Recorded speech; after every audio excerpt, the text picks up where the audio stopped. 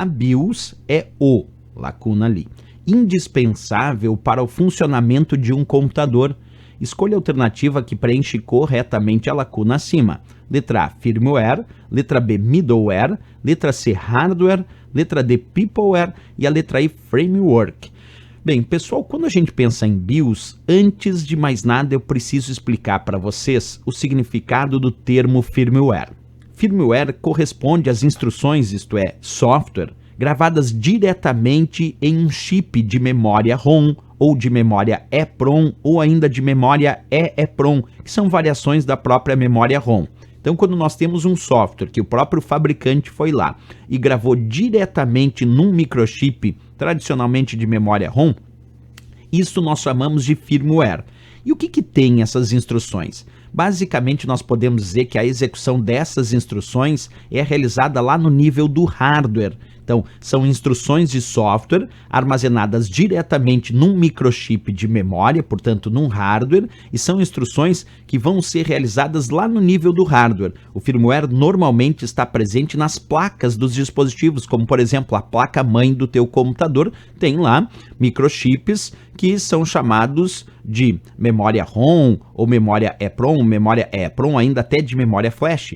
E esses microchips possuem instruções gravadas diretamente neles, e essas instruções é que nós vamos chamar de firmware.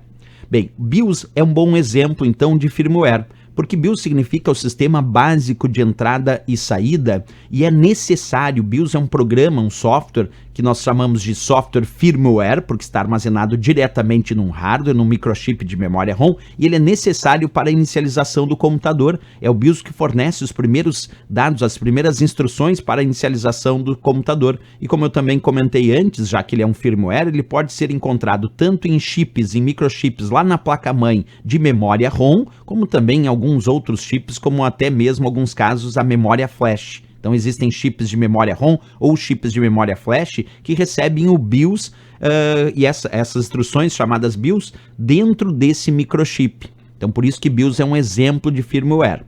Olha só um exemplo prático. Aí eu tenho uma placa-mãe que eu vou ampliar bastante. Aqui vocês observam o chip dizendo, ó, BIOS. Quer dizer, existe aqui dentro deste microchip instruções gravadas que permitem a inicialização desse sistema. BIOS, então, é um exemplo de firmware por estar armazenado pelo fabricante diretamente no microchip aí no nível do hardware dessa máquina. Voltando à questão, quando ele diz a BIOS é o... Vamos responder firmware da letra A. É o firmware indispensável para o funcionamento de um computador porque é ele que permite a inicialização do sistema.